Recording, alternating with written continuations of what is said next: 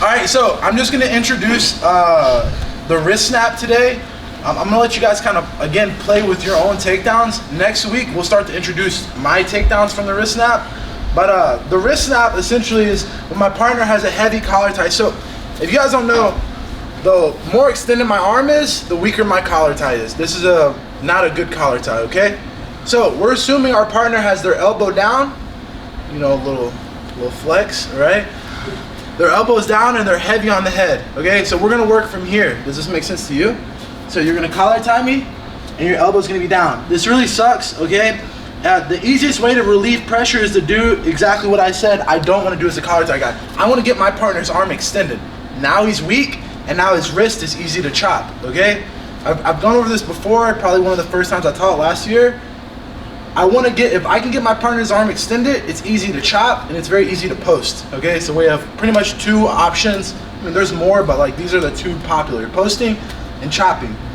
But our initial goal is gonna be, I also wanna have, you don't have to have a collar tie, so you don't have to match it, okay? If you just wanna extend and chop, that's totally fine too.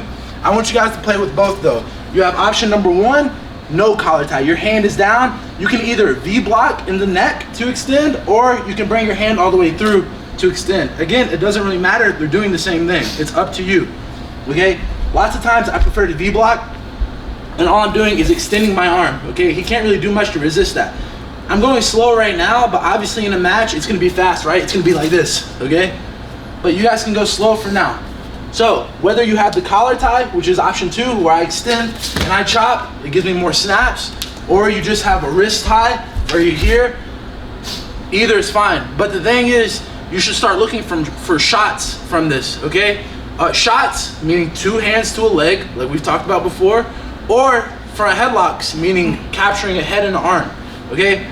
Again, this is gonna be kind of like the game. We chop and then we go, but basically no resistance, all right? So, option number one, I'm not grabbing the collar tie. I'm just extending and then I'm chopping.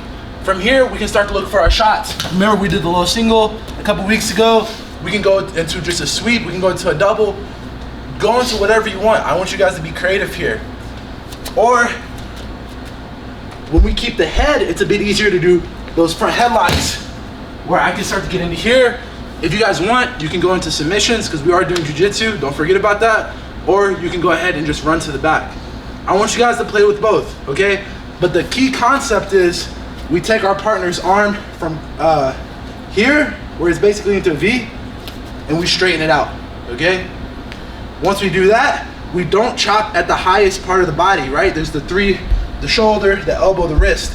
We wanna snap at the weakest joint, the wrist, okay? So we extend our partner and we snap at that wrist. When we snap at the wrist without the head, that's more or less gonna open up the legs. When we snap with the head, that's usually gonna open up the neck. Does it make sense, guys? So what I want you guys to do is do the wrist snaps and then do whatever attack you wanna do. You wanna do a double leg, do double leg. You wanna do a single, you wanna do single. You wanna do a guillotine, do a guillotine. But the big thing is playing with this new hand fighting tool. Last time, without the head, I'm extending, snapping, and then I can go into a shot, right? Any shot. With the head, extending, snapping, I'm in on the front headlock. I can go into either my submissions or just start to run behind.